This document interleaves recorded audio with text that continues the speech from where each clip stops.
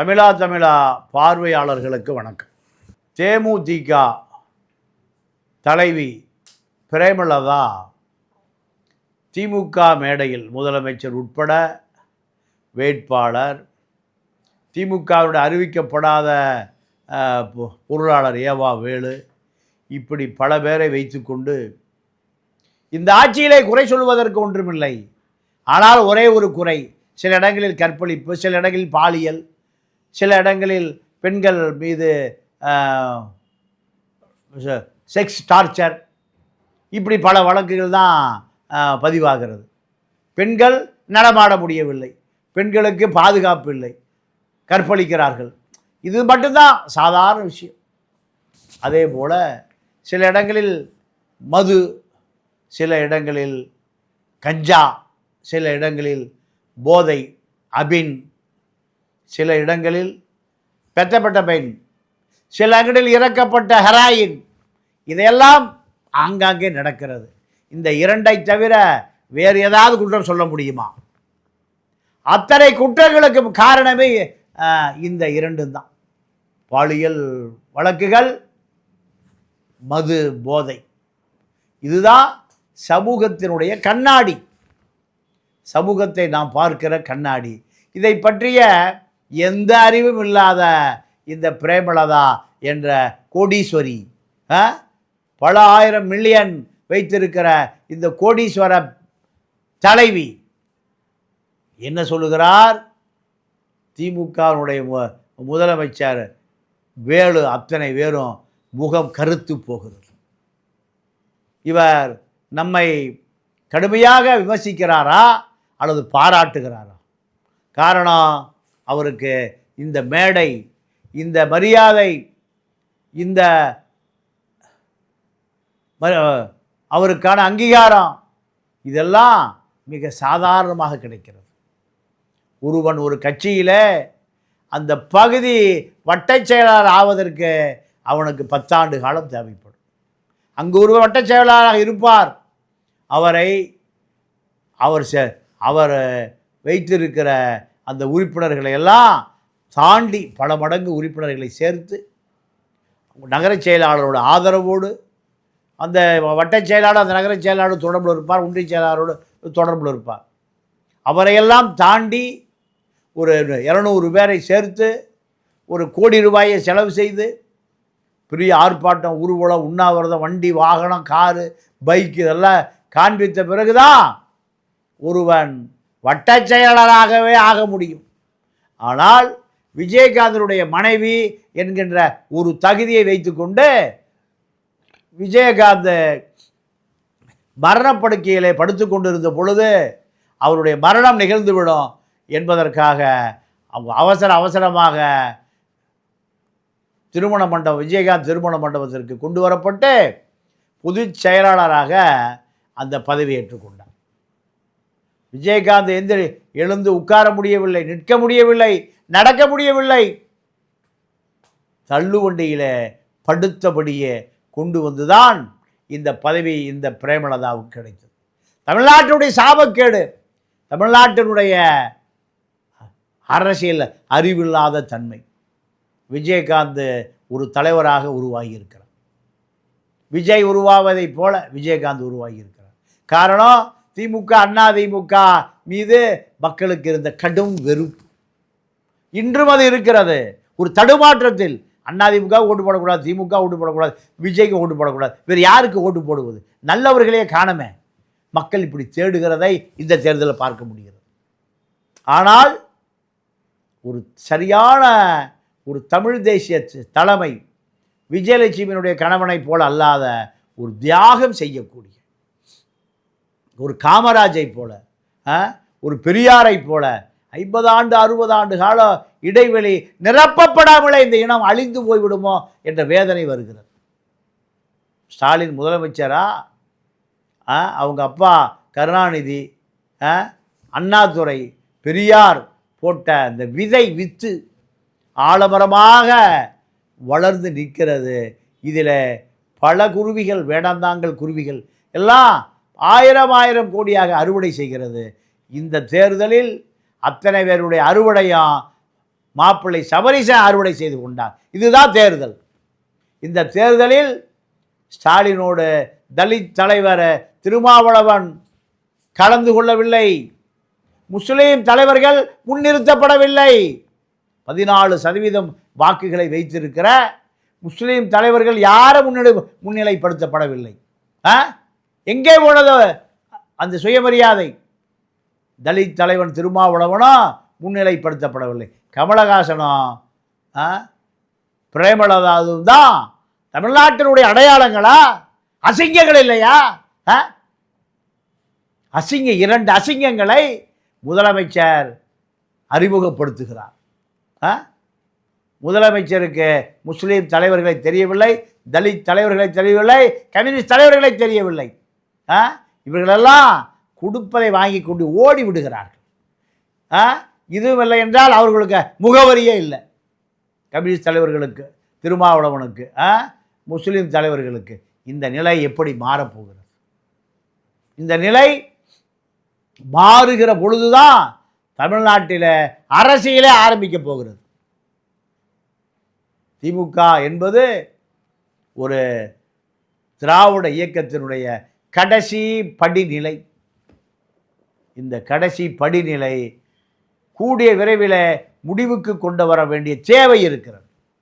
கொள்ளையடிப்பது, பதுக்குவது, அட்டையிலே பாலம் கட்டுவது, அதிகாரிகளிடம் சொல்லி பல லட்சம் கோடிகளை வங்கியிலே பதுக்கி வைப்பது, இதுதான் இந்த அரசியல், திராவிட அரசியல்.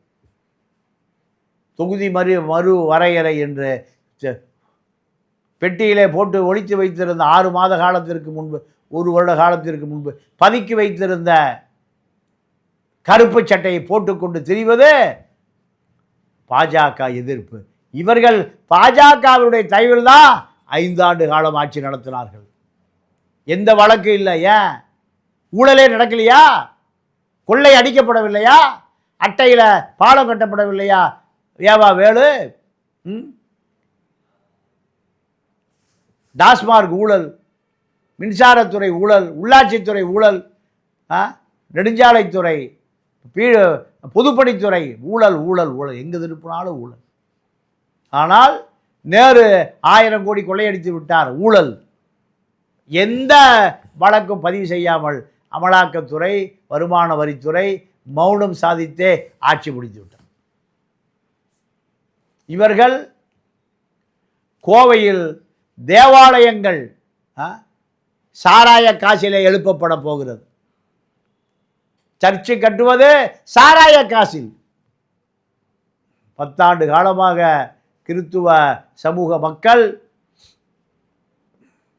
வேலுமணியிடையும் வானதியிடம்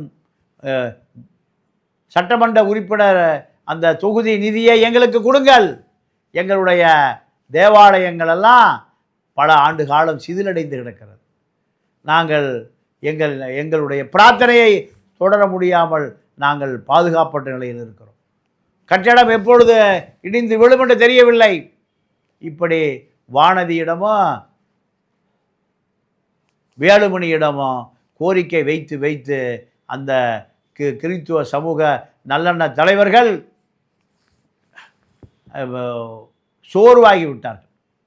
இந்த செய்தி சாராய சாம்ராஜ்ய தலைவரான செந்தில் பாலாஜிக்கு கிடைத்தவுடன் சபரீசன் பறந்து போகிறார் கோவைக்கு. 200 பேர் சந்திப்பு, 20 கோடி கைமாறுகிறது. சர்ச்சு தேவாலயங்கள் சாராய காசிலே கட்டி எழுப்பப்பட போகிறது.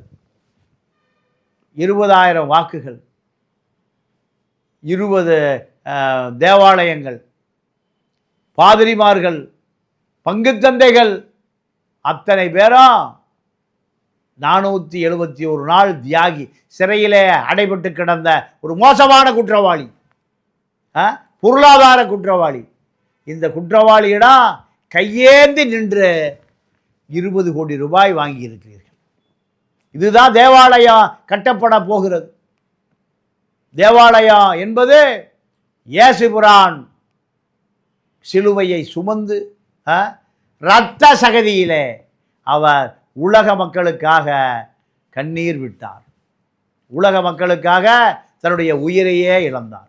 ஆனால் அவருடைய சிலை, அவருடைய அந்த சிலுவை இந்த சாராய சாம்ராஜ்யத்தில் உருவாக்கப்படுகிற தேவாலயங்களில் வைக்கப்பட போகிறது. வேலுமணி சொல்லுகிறார், நான் நிறைய பள்ளிவாசல் கட்டி கொடுத்துருக்கிறேன்னு சொல்லுகிறார்.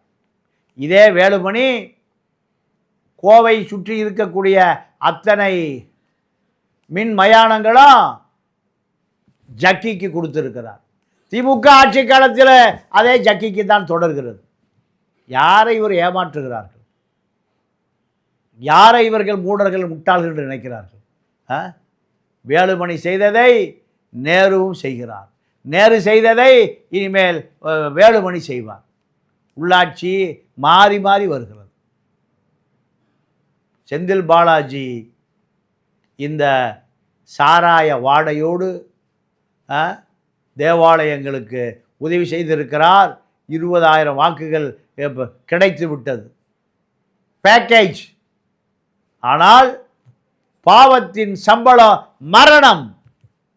பாவம் என்பது பல பேருக்கு பழி வாங்கி கொண்டே இருக்கிறது. நான் பெரியார் தொண்டன், நான் பழி பாவங்களை இந்த சாஸ்திர சம்பிரதாயங்களை எல்லாம் நான் எதிர்ப்பவன். ஆனாலும் ஏதோ ஒரு வகையில் ஒரு பிரபலமான ஒரு முன்னாள் மந்திரி, அவருடைய சகோதரனுக்கு சமீபத்தில் திருமணம் நடந்தது. சகோதரன் மகனுக்கு 50 லட்சம் ரூபாய் பெருமானம் உள்ள மோட்டார் சைக்கிளில் சென்று 2 கால்களும் நசுங்கி போய்விட்டது. இதெல்லாம் பாவம். மக்களுடைய வரி பணத்தை கொள்ளையடித்து கோடிகளை வைத்துக்கொண்டு வாரிசு இல்லாமலே அழிந்து போகிறார்கள். இது பாஜக காரன் சொல்லுவான், கர்மா, விதி, பயன். நான் அதையெல்லாம் நம்ப தயாராக இல்லை. கண்டிப்பாக அவர்கள் தமிழ் பழமொழி, தீதும் நன்றும் பிறர் தர வாரா. நீ எதை விதைக்கிறாயோ அது விளைந்து நிற்கும், நீ அறுவடை செய்தே ஆக வேண்டும். இப்படி பல சமூக குற்றங்களுக்கு இப்பொழுது அரசியல்வாதிகள் தான் தலைமை தாங்குகிறார்கள். பிரேமலதா உடைய மேடையில் ஒரு முஸ்லீம் தலைவரோ தலித் தலைவரோ காணப்படவில்லை. கமலஹாசன் பிரேமலதா இருந்த மேடையில் ஏன் ஒரு தலித் தலைவரும் ஒரு முகமதிய தலைவரும் ஏன் ஏற்றப்படவில்லை? ஏன் பிரச்சாரம் செய்யப்படவில்லை? அந்த நகரத்தில் கிறித்துவ முஸ்லீம் தலைவர்களே இல்லையா?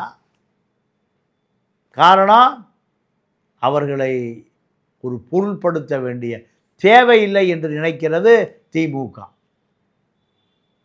திமுக முஸ்லீம்களை, கிறித்துவர்களை, தலித்துக்களை, கம்யூனிஸ்டுகளை அத்தனை பேரையும் பணம் கொடுத்து வாங்கிவிடலாம், கோடிகளை கொட்டி கொடுத்து வாங்கிவிடலாம், ஊடகங்களை வாங்கிவிடலாம், சமூக வலைதளங்களை வாங்கிவிடலாம், தொலைக்காட்சியை வாங்கிவிடலாம். ஆனால் நீங்கள் ஒரு காலம் உண்மையை வாங்கிவிட முடியாது. உண்மை அது அணுகுண்டுவை விட வலிமையானது. அது உங்களை பழி வாங்கியே தீரும். ராஜபக்சே நாட்டை விட்டு தப்பி ஓடிய வரலாறுகள் இன்னும் நினைவிலை வைத்துக் கொள்ளுங்கள்.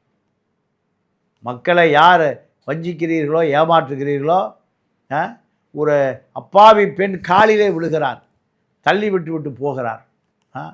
ஒரு தலித் இளைஞன் அவரை கை கொடுப்பதற்கு முயற்சிக்கிறான், ஆனால் அவன் விரட்டப்படுகிறான். என்ன காரணம்? இவர்களெல்லாம் வாக்காளர்களோ மனிதர்களாகவோ மதிக்கக்கூடிய மனநிலையில் நீங்கள் இல்லை. பிரேமலதா சொல்லுவதைப் போலதான்.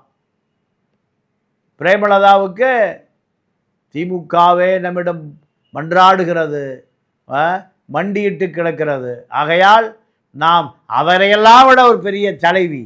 இந்த தலைவி சொல்லுவதுதான் வேதம், அதுதான் சட்டம், அதுதான் சாசனம். இதற்கெல்லாம் ஒரு முடிவு கட்ட வேண்டிய நாள் வெகு தொலைவில் இல்லை. மீண்டும் சந்திப்போம். நன்றி, வணக்கம்.